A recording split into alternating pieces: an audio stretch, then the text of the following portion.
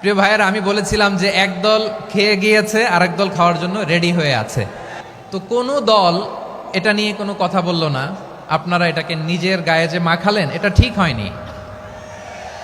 আর এই জাতীয় বার্তা যখন আমরা দেই, তখন যদি আপনি বলেন যে পারলে রাজনীতিতে আসেন, পারলে দল করে দেখান, এটা হইল? তো যশোরের প্রোগ্রামের এক ভিডিওর পেছনে আমাদের কিছু দিনী ভাইরা 6 বছর আগের এক অডিও ব্যাকগ্রাউন্ডে জুড়ে দিয়ে বিভ্রান্তি ছড়ানোর জন্য সোশ্যাল মিডিয়াতে ছড়িয়ে দিয়েছে। তো তাদের প্রতিও আমাদের কোনো রাগ নাই, ক্ষোভ নাই। তারা হয়তো দিনই তাকাদা থেকেই করেছে। বিশাল মাঠ, আমি তো বাংলাদেশের অলমোস্ট অধিকাংশ জেলায় গিয়েছি। এই এমসি কলেজের ময়দানের মতো মাঠ আমার চোখে আর পড়ে নাই বাংলাদেশ।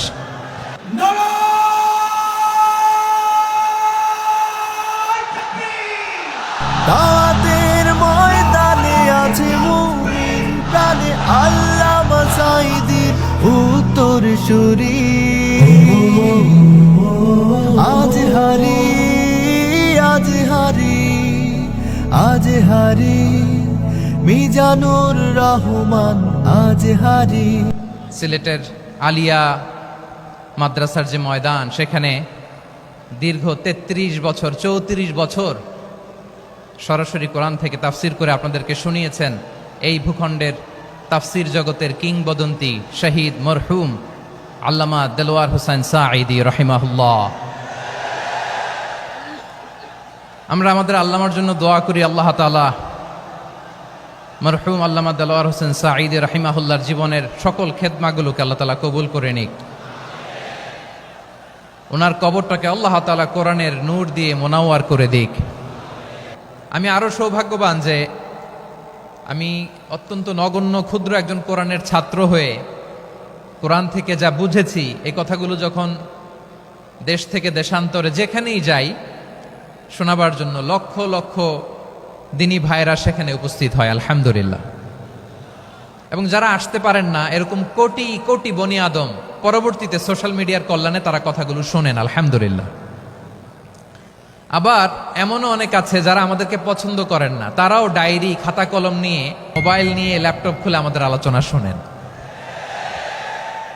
আমি তাদেরকেও ভালোবাসি, কারণ আমার স্লোগান হচ্ছে হেরে যাবে ওদের হিংসা, ষড়যন্ত্র, জিতে যাবে আমাদের ভালোবাসা। যারা আমাদের বিরোধিতা করে, আমাদের ব্যাপারে ঘৃণা ছড়ায়, তাদের জন্য আমাদের বুক ভরা দরদ আর ভালোবাসা আছে না নাই?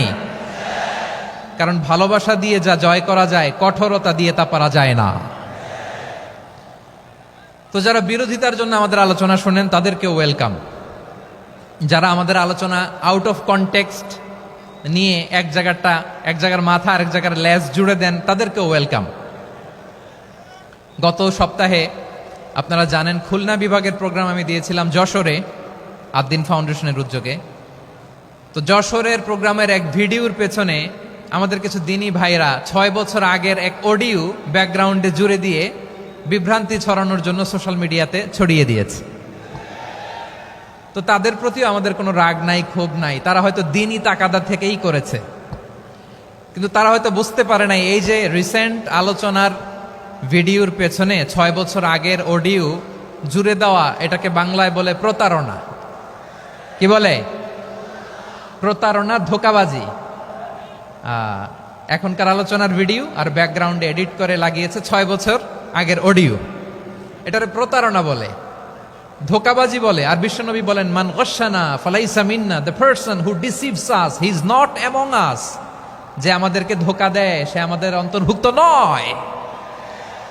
তো বিশ্বনবীর এই হাদিস তারা মনে রাখে না। তো এজন্য শুধু বিশ্বনবীর প্রতি সাল্লাল্লাহু আলাইহি ওয়াসাল্লামের প্রতি সেরেফ ভালোবাসা আপনাকে বাঁচাতে পারবে না যদি বিশ্বনবীর আদর্শ আপনি গ্রহণ না করেন। তার জলজান্ত প্রমাণ, আবু তালেব বিশ্বনবীকে অনেক ভালোবেসেছেন আলাইহিস সালাতু ওয়াসসালাম। পলিটিক্যাল শেল্টার, ফিনান্সিয়াল শেল্টার, সব ধরনের শেল্টার তিনি দিয়েছেন, কিন্তু বিশ্বনবীর আদর্শ মানেন নাই। মুক্তি মিলবে? হ্যাঁ, আওয়াজ করে বলেন, আবু তালেবের কি মুক্তি মিলবে?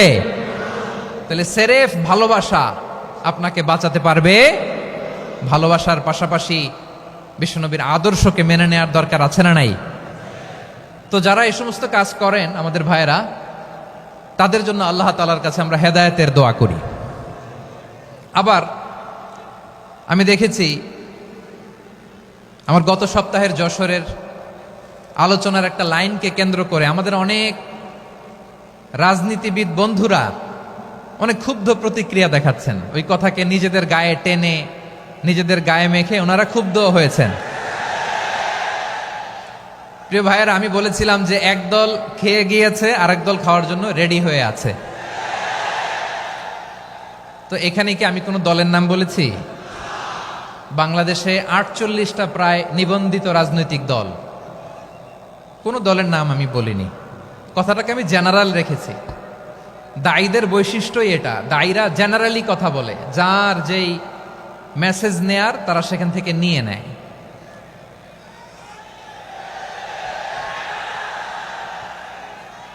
তো কোনো দল এটা নিয়ে কোনো কথা বলল না, আপনারা এটাকে নিজের গায়ে যে মাখালেন এটা ঠিক হয়নি।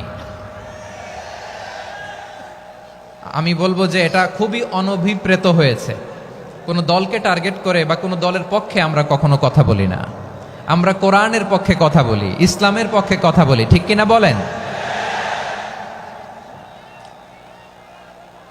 সো একটা জেনারেল কথাকে যদি আমার রাজনীতিবিদ বন্ধুরা নিজেদের গায়ে মাখেন, ক্ষুব্ধ প্রতিক্রিয়া জানান, এতে করে সাধারণ জনগণের কাছে একটা নেগেটিভ মেসেজ যাবে ওনাদের ব্যাপারে। এটা হোক আমরা চাই না। এদেশের যত এই যে আমার ভাইয়েরা, এই যে, তো আমার প্রিয় রাজনীতিবিদ বন্ধুদের আমি বলবো, কথাটা ছিল ভেরি জেনারেল, এটা নিজেদের গায়ে মাখানোর কোনো দরকার নাই। আমরা এই যে এক্সিস্টিং যে রাজনৈতিক চর্চা, এটা থেকে আমরা বেরিয়ে আসতে চাই। আমরা চাই না এদেশে চাঁদাবাজি, দখলবাজি থাক, ঠিক কিনা বলেন? এদেশে কোনো দুর্নীতি থাক, টেন্ডারবাজি থাক, এগুলো আমরা চাই।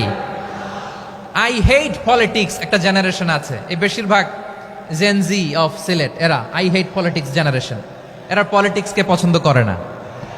তো কেন করে না, এর দায়ভার আমাদের আছে না নাই? আছে। এবং আমরা দেখেছি ক্ষমতার পালাবদল যখন হয়, এক সরকার যায় আরেক সরকার আসে, তখন দুর্নীতির ফিরিস্তি আমরা জানতে পারি, এর আগে জানতে পারি না। প্রতিটা দলের ভেতরেই আমরা এই বাজে চর্চাটা দেখেছি। সো এখন আমাদেরকে শুধরে নেয়ার সময় এসেছে। এটা এই সুন্দর সময়, নতুন প্রভাতের বাংলাদেশ, নতুন ভোরের বাংলাদেশ, এই সময় আমরা কাদা ছোড়াছুড়ি যেন না করি। আমাদের শপথ নেয়ার সময় এসেছে। প্রতিটি দল, নিবন্ধিত 48টি, সবগুলো দলের এখন শপথ নেওয়া উচিত যে আমরা কোনোদিন আর চাঁদাবাজি করব না, টেন্ডারবাজি করব না, দখলবাজি করব না। আমরা সব সময় দেশের পক্ষে থাকব, সব সময় দেশের পক্ষে থাকব। সেই কথাগুলো ছিল ভেরি জেনারেল।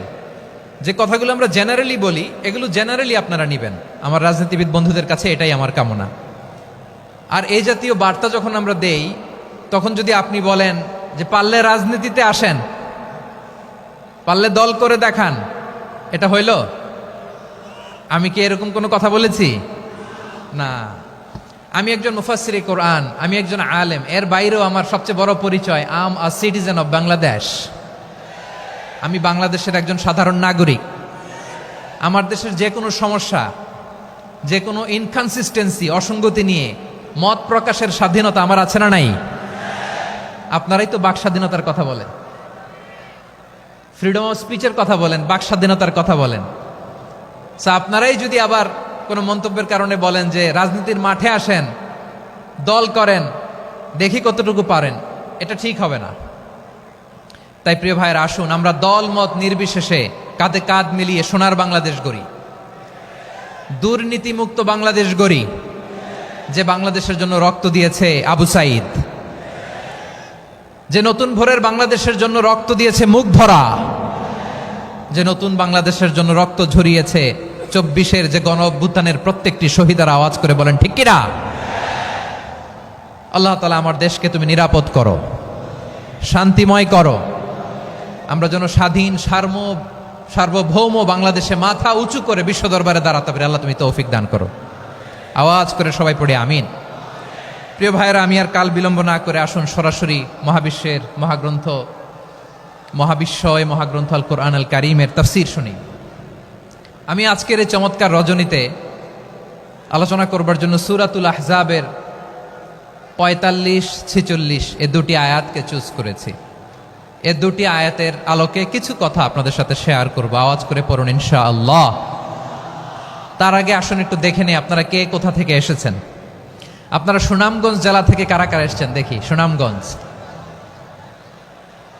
মাশাআল্লাহ মাশাআল্লাহ মাশাআল্লাহ, ঠিক আছে, হাত নামাও। সুনামগঞ্জ গেল। হবিগঞ্জ, হবিগঞ্জ, ঠিক আছে, হাত নামাও। মৌলভীবাজার, দেখি মৌলভীবাজার, মাশাআল্লাহ, ঠিক আছে। এবার সিলেটের কারা কারা দেখি।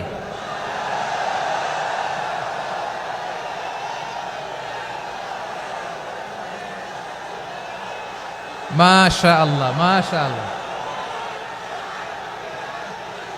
বক্কা বক্কা,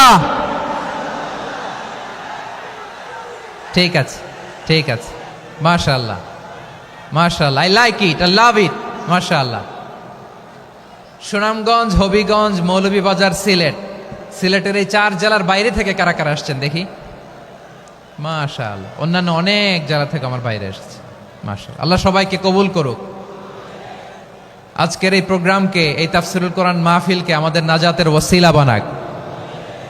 3 দিন ব্যাপী দেশের প্রথিতযশা অত্যন্ত বিজ্ঞ প্রাজ্ঞ ওলামারা যে সমস্ত আলোচনা, দিক নির্দেশনা এই মঞ্চ থেকে আমাদের জন্য রেখেছেন, আমরা যেন সেগুলোর উপর আমল করতে পারি। আল্লাহ তৌফিক দান করুক। প্রিয় ভাইয়েরা, বড় গ্যাদারিং, অনেক বড় শোডাউন, জনপ্রিয়তা, এগুলো আমাদের উদ্দেশ্য না। আমাদের উদ্দেশ্য হচ্ছে আল্লাহর সন্তুষ্টি। সিলেট, আওয়াজ করে বলো, আমাদের উদ্দেশ্য কার সন্তুষ্টি? আল্লাহর সন্তুষ্টি।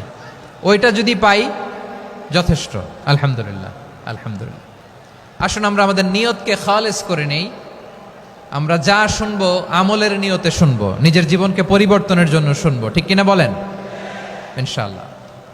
আমি মেহরবানি করে এই যে ডান দিকে আমার ভাইদেরকে অনুরোধ করব, আপনারা মেহরবানি করে চুপ থাকবেন। অনেক এলইডি আছে, এলইডি, হ্যাঁ দেখেছি দেখেছি দেখেছি দেখেছি।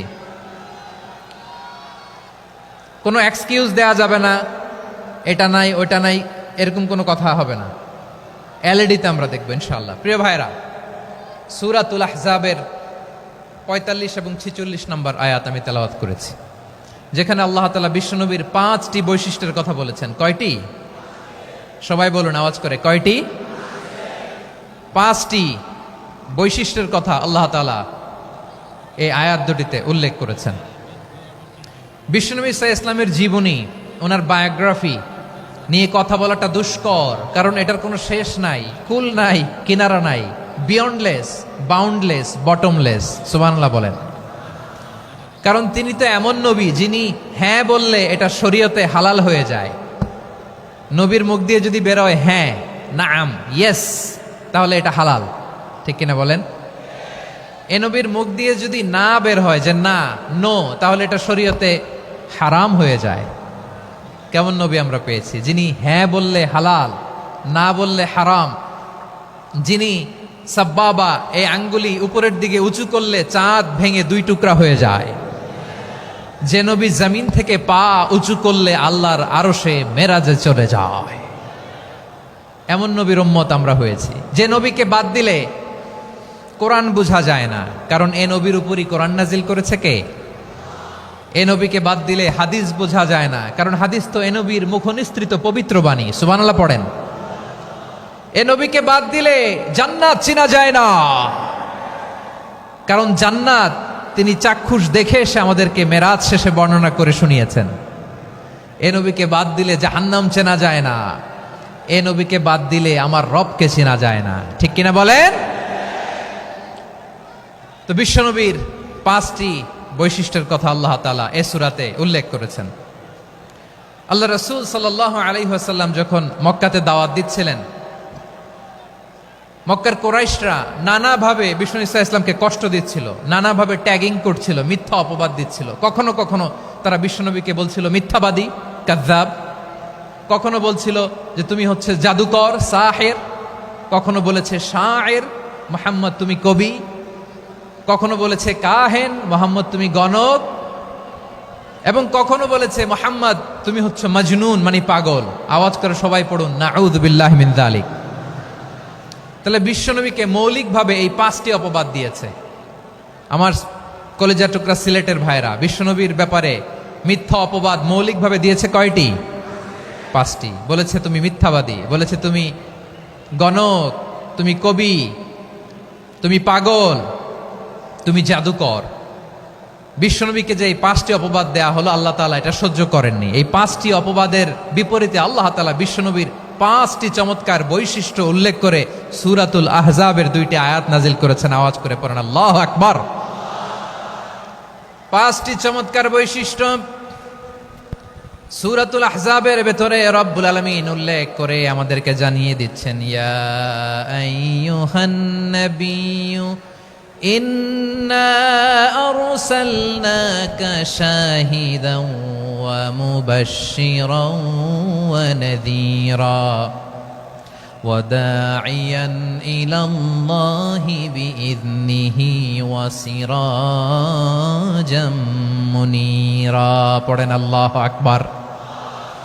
রব্বুল আলামিন ডেকে বলেন, ও নবী, নিশ্চয় আমি আপনাকে সাক্ষ্যদাতা রূপে প্রেরণ করেছি, সুসংবাদদাতা রূপে প্রেরণ করেছি, সতর্ককারী রূপে প্রেরণ করেছি, আল্লাহর দিকে আহ্বানকারী রূপে প্রেরণ করেছি, আর আলো দানকারী চেরাগ রূপে, প্রদীপ রূপে প্রেরণ করেছি। পড়েন সুবহানাল্লাহ।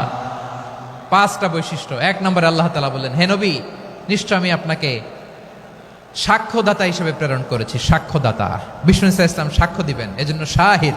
শাহিদ মানে সাক্ষ্যদাতা। আওয়াজ করে বলুন, শাহিদ মানে কি? তিনি সাক্ষ্য দিবেন। মুবাশশির, 2 নম্বর বৈশিষ্ট্য হচ্ছে তিনি মুবাশশির। মুবাশশিরুম বিরাহমাতিল্লাহি ওয়া বিল জান্নাহ, তিনি আল্লাহর রহমতের সুসংবাদ দেন, তিনি আল্লাহর জান্নাতের সুসংবাদ দেন। সুবহানাল্লাহ পড়েন। 3 নম্বর বৈশিষ্ট্য হচ্ছে নাযীর, তিনি সতর্ককারী, ওয়ার্নার, তিনি সাবধান করতে এসেছেন, রিমাইন্ডার দিতে এসেছেন যে আল্লাহর পথে যদি না চলো, শিরকি কাজ যদি না থামাও, তাহলে এমন আযাব আসবে আল্লাহর পাকড়াও থেকে তুমি বাঁচতে পারবে না। তিনি নাযীর। বিষ্ণু ইসা ইসলামের 4 নম্বর বৈশিষ্ট্য হচ্ছে দাঈয়ান ইলাল্লাহ, তিনি আল্লাহর দিকে আহ্বানকারী। এই যে আমরা আমাদেরকে পরিচয় দেই যে আমরা দাঈ, বলি না? বলি যে উনি হচ্ছেন একজন দাঈ ইলাল্লাহ।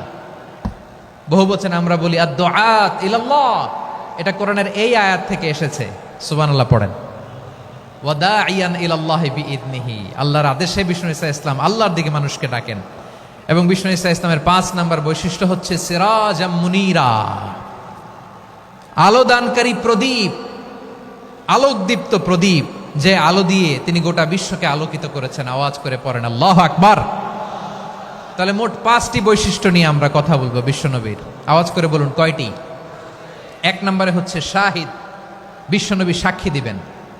কি দিবেন? He will be witness for all prophets and for us. তিনি নবীদের উপরও সাক্ষী দিবেন, আবার উম্মতের উপরও সাক্ষী দিবেন। সুবহানাল্লাহ পড়েন।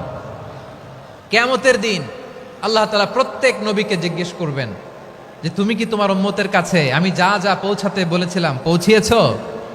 নবীরা বলবে আল্লাহ আমি পৌঁছিয়েছি। নবীদের কথা ঠিক কিনা, সত্য কিনা, এর সপক্ষে তখন বিশ্বনবী সাক্ষী দিবেন। সুবহানাল্লাহ পড়েন। এজন্য রব্বুল আলামিন বলেন, ফাকাইফা ইযা জিনা মিন কুল্লি উম্মাতিন বিশাহীদিন ওয়া জিনা বিকা আলা হাউলাই শাহীদা। তখন কেমন হবে যখন প্রতিটি উম্মত থেকে আমি একজনকে সাক্ষ্য হিসেবে বের করে আনবো, আর তাদের উপরে নবী আমি আপনাকে সাক্ষ্য বানাবো। পড়েন সুবহানাল্লাহ। তাহলে সব উম্মতের ব্যাপারে সেই উম্মতের নবীরা সাক্ষ্য দিবে, আর ওই নবীদের উপরে আমাদের নবী বিশ্বনবী সাক্ষ্য দিবেন। সুবহানাল্লাহ পড়েন। এজন্য বিশ্বনবী হচ্ছেন শাহিদ। শাহিদের আরেকটা ব্যাখ্যা হচ্ছে বিশ্বনবী সাল্লাল্লাহু আলাইহি ওয়াসাল্লাম আমাদের সাক্ষীর উপরে তিনি সাক্ষী দিবেন। তিনি নবীদেরও সাক্ষী, আবার আমাদের উপর উম্মতের উপরও সাক্ষী। সুবহানাল্লাহ পড়েন। রব্বুল আলামিন বলেন, وَكَذَلِكَ جَعَلْنَاكُمْ أُمَّةً وَسَطًا لِتَكُونُوا شُهَدَاءَ عَلَى النَّاسِ ويكون الرسول عليكم شهيدا। আর অনুরূপভাবে আমি তোমাদেরকে মধ্যমপন্থী উম্মত হিসেবে তৈরি করেছি, প্রেরণ করেছি, ব্যালেন্সড উম্মাহ, মধ্যমপন্থী উম্মাহ হিসেবে প্রেরণ করেছি, যাতে করে তোমরা সবার উপরে সাক্ষ্য দিতে পারো, আর যাতে তোমাদের নবী হতে পারে তোমাদের উপরে সাক্ষ্যদাতা। পড়েন সুবহানাল্লাহ। আমরা হচ্ছি ব্যালেন্সড উম্মাহ, আমরা সবার ব্যাপারে সাক্ষ্য দিব, আর আমাদের উপর সাক্ষ্য দিবে স্বয়ং বিশ্বনবী। সুবহানাল্লাহ পড়েন। তাহলে আমাদের নবী নবীদের উপরও সাক্ষী, আমাদের উপরও সাক্ষী। সেই বুখারীতে এসেছে আল্লাহ তাআলা কিয়ামতের দিন সাইয়েদনা নূহ আলাইহিস সালামকে বলবেন, নূহ তুমি কি দাওয়াত পৌঁছিয়েছো তোমার উম্মতের কাছে? নূহ আলাইহিস সালাম বলবেন, হ্যাঁ আমি পৌঁছিয়েছি। এবার নূহের উম্মতকে আল্লাহ জিজ্ঞেস করবেন, এ নূহের উম্মতেরা, তোমাদের নবী নূহ কি দাওয়াত পৌঁছিয়েছে? নূহের উম্মত বলবে, না আল্লাহ, আমাদের কাছে কোনো সতর্ককারী আসে নাই, কোনো নবী টবি আসে নাই, কোনো দাওয়াতও আমরা পাই নাই, আপনারাও চিনি নাই, জান্নাতও চিনি নাই, জাহান্নামও চিনি নাই। নূহ আলাইহিস সালাম বিপদে পড়ে যাবেন। তখন আল্লাহ বলবেন, নূহ তুমি বললা পৌঁছিয়েছো, তোমার উম্মত বলে কিছু পায় নাই। নূহ তোমার কি কোনো সাক্ষী আছে? তোমার কথা আর তোমার উম্মতের কথা তো মিলে না। তুমি বললা তুমি আমার নির্দেশনা দাওয়াত পৌঁছে দিয়েছো, কিন্তু তোমার উম্মত বলে পায় নাই। নূহ তোমার পক্ষে কোনো সাক্ষী আছে? নূহ আলাইহিস সালাম বলবেন, আছে। কে? উম্মতে মুহাম্মাদি। তখন আমরা বলবো, আল্লাহ, আল্লাহর নবী নূহ আলাইহিস সালাম তিনি আপনি যা যা বলেছেন ঠিক তা তা তার উম্মতের কাছে পৌঁছে দিয়েছে। এবার নূহের উম্মতের সাথে আমাদের ঝগড়া লাগবে। তারা বলবে, তোমরা আসছো আমাদের হাজার হাজার বছর পরে, তোমরা কি করে জানলা? তোমাদের সাক্ষী ধর্তব্য হবে না। আমরা তখন বলবো, আমাদের কোরআনে তোমাদের নবীর নামে আল্লাহ তাআলা একটা সূরা নাজিল করেছেন, সূরাতে নূহ। আওয়াজ করে পড়েন আল্লাহু আকবার। আমরা বলবো, আমাদের কোরআনে তোমাদের নবীর কথা আল্লাহ আমাদেরকে জানিয়েছেন, দিন রাত এক করে তোমাদের কাছে তিনি দাওয়াত পৌঁছেছেন। তোমরা কানের মধ্যে হাত দিয়ে রাখতা, চেহারাটা কাপড় দিয়ে ঢেকে রাখতা, আল্লাহর নবী নূহকে পিটিয়ে ছালা দিয়ে পেঁচিয়ে তোমরা পাহাড়ে তুলে রেখে আসতা। সব আমরা জানি। আমরা যখন বলবো এই কথা, নূহের উম্মত চুপসে যাবে। তখন আমরা সত্য বলেছি কিনা এটা আল্লাহ তাআলা জানতে চাইবে বিশ্বনবীর কাছে। তখন বিশ্বনবী আমাদের পক্ষে সাক্ষী দিবেন। আওয়াজ করে বলেন আল্লাহু আকবার। এজন্য আল্লাহ বলেন, নবী আপনি হচ্ছেন সাক্ষ্যদাতা, সব নবীদের উপর আপনি হবেন সাক্ষী, আবার আপনার উম্মতের সাক্ষীর উপর আপনি হবেন সাক্ষী। তার মানে নবী গো, কিয়ামতের কঠিন ময়দানে আপনি হবেন রাজ সাক্ষী। বিশ্বনবী কি সাক্ষী? আওয়াজ করে বলেন, রাজ সাক্ষী, সব সাক্ষীর বড় সাক্ষী। এজন্য বিশ্বনবীকে আল্লাহ তাআলা প্রথম যে বৈশিষ্ট্যটা দিয়েছেন সেটা হচ্ছেন শাহিদ। তিনি সাক্ষ্যদাতা, witness for all messenger of God and for all of us. সুবহানাল্লাহ পড়েন। তাহলে এক নাম্বার বৈশিষ্ট্য বুঝতে পেরেছেন? বুঝতে পেরেছেন সবাই? মাশাআল্লাহ। এদিকে কি ভাই, এই যে জেনজি অফ সিলেট, কি তোমরা বসো না, দাঁড়াও না, যাও না, আসো না, চলে যাবা? এই লক্ষ মানুষ ঠেলে তোমরা যাইতে পারবা? হ্যাঁ,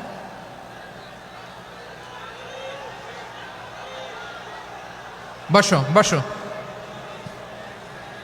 বসতে হবে। শুরুতেই তোমাদের অনেক প্রশংসা করলাম, এই যদি হয় তোমাদের প্রশংসার নমুনা, তাইলে হবে না। বসো, মেহেরবানি করে বসো, বসো।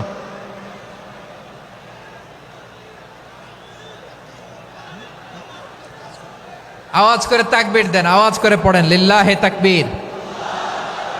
আরো জোরে আওয়াজ করে পড়তে হবে, লিল্লাহে তাকবীর, লিল্লাহে তাকবীর। আমার প্রিয় সিলেটবাসী, আমার দিকে তাকান, আমার দিকে তাকান। জি, এরকম গ্যাদারিং হইলে পাবলিক ইভেন্ট বন্ধই করে দিতে হবে আমাদের। আমার দিকে তাকান।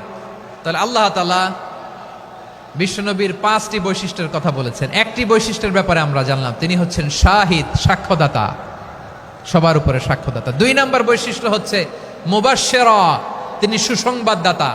সিলেটবাসী আওয়াজ করে আমার সাথে বলো, মুবাশশিরা মানে সুসংবাদদাতা। তিনি আল্লাহর রহমতের সুসংবাদ দেন, তিনি জান্নাতের সুসংবাদ দেন। এই উম্মতের মধ্য থেকে যারা গাফেল, যারা অবাধ্য, যারা সীমালঙ্ঘনকারী, তাদেরকে বিশ্বনবী আল্লাহর রহমতের সুসংবাদ দেন। তিনি বুঝান আল্লাহর দরবার 24/7, 24 ঘন্টা খোলা। আপনি যত বড় পাপী হন, আপনি যতই অন্যায় করেন না কেন, আল্লাহর রহমতের দরিয়া, আল্লাহর রহমতের দরজা আপনার জন্য খোলা আছে না নেই? জায়নামাজটা বিছিয়ে দেন, চোখের পানি ছেড়ে দেন, 2 রাকাত নামাজ পড়ে সেজদায় লুটিয়ে পড়ে কাঁদেন। যত গুনাহ আপনার হোক না কেন, আপনার গুনাহ মাফ করে কবুল করে নিবে কে? যারা প্র্যাকটিসিং, যারা ইমানদার, তাদেরকে বিশ্বনবী জান্নাতের সুসংবাদ দেন। আওয়াজ করে পড়েন সুবহানাল্লাহ।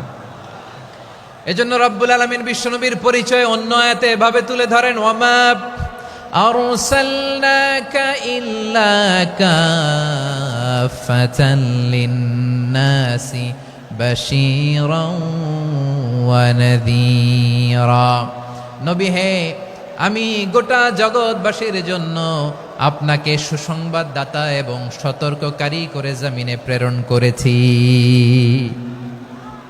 মুবাশশিরাম বিল জান্নাত, তিনি জান্নাতের সুসংবাদ দেন, তিনি আশা জাগান। নবীর কথা শুনলে মানুষ বুকে আশা ফিরে পায়। আমার নবী কাউকে হতাশ করেন না। হতাশা বিশ্বনবীর ডিকশনারিতে নাই। তিনি মানুষকে আশাবাদী করে তোলেন। বিশ্বনবীর কথা শুনলে মানুষের হৃদয় নরম হয়, তারা আশা ফিরে পায়। বিশ্বনবীর মুখ নিঃসৃত পবিত্র প্রতিটি কথাই আশা জাগানিয়া। সুবহানাল্লাহ পড়েন।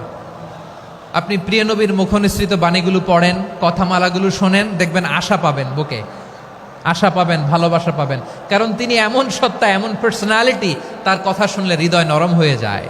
মনে হয় হৃদয় খুলে তারে দিয়ে দেই, সব কথা যেন তারে বলা যায়। আওয়াজ করে বলেন ঠিক কিনা? সে কোন বন্ধু বলো বেশি বিশ্বস্ত, সে কোন বন্ধু বলো বেশি বিশ্বস্ত, কার কাছে মন খুলে দেয়া যায়, কার কাছে সব কথা বলা যায়, হওয়া যায় বেশি আশ্বস্ত। তার নাম আহমদ, বড় বিশ্বস্ত। সে কোন বন্ধু বলো বেশি বিশ্বস্ত, কার কাছে মন খুলে দেয়া যায়, কার কাছে সব কথা বলা যায়, হওয়া যায় বেশি আশ্বস্ত। তার নাম আহমদ, বেশি বিশ্বস্ত। যে জন কখনো ব্যথা দিতে জানে না, যে জনকে বলি মুছে দেহি বেদনা, যে জন কখনো ব্যথা দিতে জানে না, যে জনকে বলি মুছে দেহি বেদনা, হৃদয়ের হাহাকার কবুল করে নিতে আর কারে বুক এত প্রশস্ত। তার নাম আহমদ, বেশি বিশ্বস্ত। এই সিলেট, এই এখানে কি কি সমস্যা? এখানে কি সমস্যা? এই যে জেনজি, এই যে লুক এট মি, এখানে তাকাও, আমার সাথে কথা বলো, ডিল উইথ মি। তোমরা ওইদিকে তাকাচ্ছ কেন? ওইদিকে উত্তেজিত হচ্ছ কেন? আমার দিকে তাকাও। আমি তো তোমাদের মেহমান হয়ে এসেছি। হ্যাঁ, ইউ আর দ্য হোস্ট। তোমরা আজকের প্রোগ্রামের হোস্ট, আমি তোমাদের গেস্ট। তো এইরকম নমুনা করলে হবে? এই যে লক্ষ লক্ষ মানুষ বসে আছে, জায়গা পায়নি, লক্ষ লক্ষ জেনজি দাঁড়িয়ে আছে, কই এরকম তো করে না? হ্যাঁ, বসো বসো, মেহরবানি করে বসো বসো, আল্লাহর ওয়াস্তে বসো বসো। হ্যাঁ, আমার দিকে তাকাও, বসো।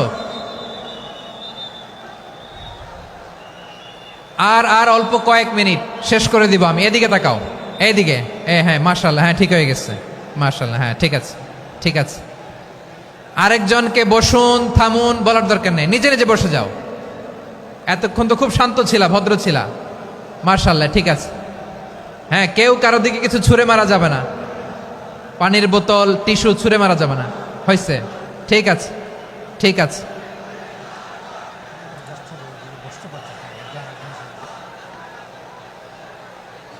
মাশাআল্লাহ, হ্যাঁ ঠিক আছে। আমি জানি এগুলো ভালোবাসা, এই ভালোবাসাগুলোই ডুবাবে আমারে।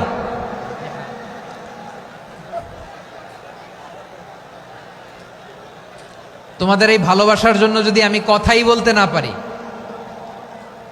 দুইটা বাক্য যদি আমি শোনাতে না পারি, কোথাও বসতে না পারি, দাঁড়াতে না পারি, তাইলে এই ভালোবাসা দিয়ে কিছু হবে? হ্যাঁ, তোমাদের শুরুতেই তো বললাম রেসপন্সিবল হইতে হবে। এখানে নিঝুম নিস্তব্ধ একটা পরিবেশ লাগবে কথা বলবার জন্য। মাশাআল্লাহ, তো ঠান্ডা হয়ে গেছে। হ্যাঁ, বিশাল মাঠ। আমি তো বাংলাদেশের অলমোস্ট অধিকাংশ জেলায় গিয়েছি, এই এমসি কলেজের ময়দানের মতো মাঠ আমার চোখে আর পড়ে নাই বাংলাদেশ। এত বড় ময়দান, এই পুরো ময়দানে লাইটিং করে ওনারা ব্যবস্থাপনা করেছেন, এলইডি স্ক্রিন দিয়েছেন যাতে করে দূর দূরান্ত থেকে দেখা যায়। এখন আমাকে সবাই যদি কাছে থেকে দেখতে চাও, কাছে থেকে দেখে দেখে লক্ষ লক্ষ মানুষ, 5 লাখ 10 লাখ লোক কি কাছে বসে দেখতে পারবে? তো এতটুকু স্যাক্রিফাইস তো করতে হবে তোমাদের। হ্যাঁ, ঠান্ডা হয়েছে, ঠিক আছে, মাশাআল্লাহ। হ্যাঁ, এই কয়েকজন শুধু, হ্যাঁ বসে যাও। আল্লাহর ওয়াস্তে আমি সবাইকে দেখতে পাচ্ছি, আল্লাহর ওয়াস্তে মেহেরবানি করে চুপ থাকো। প্রিয় ভাইয়েরা, বিশ্বনবী তিনি মানুষের হৃদয়ে আশা জাগান। আমরা মানুষকে ভয় দেখাই, ঠিক কিনা? আমরা ইসলামকে এমন কঠিনভাবে উপস্থাপন করি, মানুষ ভয় পেয়ে যায়। বিশ্বনবী মানুষকে ভয় দেখাতেন না, তিনি আশা দিতেন, ভরসা দিতেন। কানা রাসূলুল্লাহ সাল্লাল্লাহু আলাইহি ওয়াসাল্লাম ইযা বাআসা আহাদান মিন আসহাবিহি ফি আমরিহি কানা ইয়াকুল বাশশিরু ওয়ালা তুনাফিরু ইয়াসসিরু ওয়ালা তুআসসিরু। কাউকে কোনো দায়িত্ব দিয়ে পাঠালে সাহাবাদেরকে তিনি বলে দিতেন প্রত্যেককে যে বাশশিরু ওয়ালা তুনাফিরু, মানুষকে সুসংবাদ দিও, দিন থেকে ভাগিও না। সহজভাবে ইসলামকে উপস্থাপন করো, ইসলামের শিক্ষাটাকে জটিল করে উপস্থাপন করো না। সুবহানাল্লাহ, কত চমৎকার, কত সুন্দর আমাদের ধর্ম। তিনি বলেছেন সহজ করো, কঠিন করো না, সুসংবাদ দাও, মানুষকে দিন থেকে ভাগিও না। সুবহানাল্লাহ বলেন। তাহলে বিশ্বনবী মানুষকে জান্নাতের সুসংবাদ দিয়েছেন। He was the bearer of glad tidings, জান্নাতের সুসংবাদদাতা। তিনি এমনভাবে জান্নাতের নাজ নেয়ামতের চিত্রায়িত করেছেন, উপস্থাপন করেছেন, সাহাবাদেরকে তিনি জান্নাতের পাগল বানিয়ে ছেড়েছেন। পড়েন সুবহানাল্লাহ। আমরা তো টাকার পাগল, ক্ষমতার পাগল, দাপটের পাগল। বিশ্বনবীর সাহাবারা ছিলেন আল্লাহর জান্নাতের পাগল। কিসের পাগল? আমরাও আল্লাহর জান্নাতের পাগল হতে চাই কি চাই না? সবাই বলেন, জান্নাতের পাগল হতে চাই কি চাই না? বিশ্বনবী সাহাবাদেরকে জান্নাতের পাগল বানিয়েছেন। বদরের ময়দানে এই পাশে কোরাইশ, এই পাশে মুসলমানেরা। বিশ্বনবী জালামাই ভাষণ দিলেন, বললেন কুমু ইলা জান্নাতিন আরদুহাস সামাওয়াতি ওয়াল আরদ উইদ্দাত লিল মুত্তাকিন। ও আমার সাহাবারা, ওই জান্নাতের দিকে ছোট, যেই জান্নাত আকাশ জমিন বিস্তৃত। তোমরা দেখতে পাচ্ছ এটা বদরের ময়দান না, এটা আল্লাহর জান্নাত। আওয়াজ করে পড়েন আল্লাহু আকবার। বিশ্বনবী বললেন ছোট ওই জান্নাতের দিকে, যে জান্নাতের বিস্তৃতি আকাশ জমিন বিস্তৃত। বিশ্বনবীর এই কথা শোনার পরে এক আনসারী সাহাবী সাইয়েদনা উমাইর ইবনুল হুমাম রাদিয়াল্লাহু তাআলা আনহু খেজুর খাচ্ছিলেন। তিনি বিশ্বনবীর দিকে তাকিয়ে কথা শুনছেন আর খেজুর খাচ্ছেন। যখন বিশ্বনবী বললেন জান্নাতের দিকে ছোট, যে জান্নাত আকাশ জমিন বিস্তৃত, বিশ্বনবীর কথা শোনা মাত্র সাইয়েদনা উমাইর ইবনুল হুমাম বললেন বাহ বাহ। কি বললেন? বাহ বাহ, মানে চমৎকার, মাশাআল্লাহ চমৎকার। আমরা ইদানিং কালে চমৎকার কিছু দেখলে ইংরেজিতে বলে ফেলি না ওয়াও ওয়াও, বাহ বাহ, মাশাআল্লাহ। বিশ্বনবী বললেন মা ইয়াহমিলুকা আলা কওলিকা বাহ বাহ ইয়া উমাইর। ও উমাইর, আমার এই কথা শুনে তুমি কেন বললা বাহ বাহ, চমৎকার চমৎকার কেন বললা?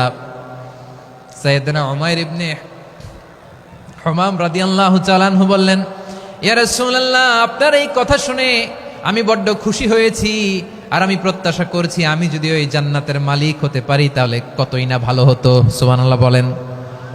বিশ্বনবী বললেন, ছোট এই জান্নাতের দিকে, যে জান্নাত আকাশ জমিন বিস্তৃত। আপনার এই চমৎকার মুখনিসৃত কথা শুনে আমার হৃদয়ের মধ্যে জান্নাতি হওয়ার বাসনা জেগে উঠলো। এজন্য বলেছি, বাহ বাহ, আমি যদি ওই জান্নাতে যেতে পারতাম কতই না ভালো হতো। উমাইরের কথা শুনে বিশ্বনবী বললেন, ঠিক আছে উমাইর, জান্নাতে ঢোকার জন্যই, জান্নাতের অধিবাসী হওয়ার জন্য যেহেতু তোমার এত আকাঙ্ক্ষা, আমি বলে দিলাম, আনতা মিন আহলিহা, তুমি আল্লাহর ওই জান্নাতের অধিবাসী হবা। যাও উমাইর, তুমি ওই জান্নাতের অধিবাসী, ওই জান্নাতে তুমি ঢুকবা, তুমি জান্নাতি। তার মানে সহজ কথায় তুমি জান্নাতি। সুবহানাল্লাহ বলেন। যখনই বিশ্বনবী বললেন জান্নাতি, সাইয়েদনা উমর রাদিয়াল্লাহু তাআলা আনহু খেজুর খাচ্ছিলেন আর মনে মনে ভাবে, বিশ্বনবী যখন ওয়ারেন্টি দিয়েছে, বিশ্বনবী যখন গ্যারান্টি দিয়েছে আমি জান্নাতে যাব, তাহলে হাতে তো এখনো 3টা খেজুর বাকি। এই 3টা খেজুর যদি খাই তাহলে জান্নাতে ঢুকতে দেরি হয়ে যাবে। সুবহানাল্লাহ পড়েন। হাতে কয়টা খেজুর? 3টা খেজুর। বিশ্বনবী বললেন, উমাইর আনতা মিন আহলিহা, তুমি ওই জান্নাতের অধিবাসী, তুমি জান্নাতি। উমাইর চিন্তা করলেন, আমি জান্নাতি, নবীর মুখ দিয়ে যখন বেরোইছে ওই জান্নাতে তো আমার ঢুকতেই হবে, কিন্তু হাতে 3টা খেজুর খেয়ে যদি জেহাদের ময়দানে যাই তাহলে জান্নাতে যেতে তো দেরি হয়ে যাবে। এই চিন্তা আসা মাত্রই খেজুর 3টাকে তিনি ছুঁড়ে মারলেন, তলোয়ার বের করে আল্লাহু আকবার বলে বদরের ময়দানে ঝাঁপিয়ে পড়লেন।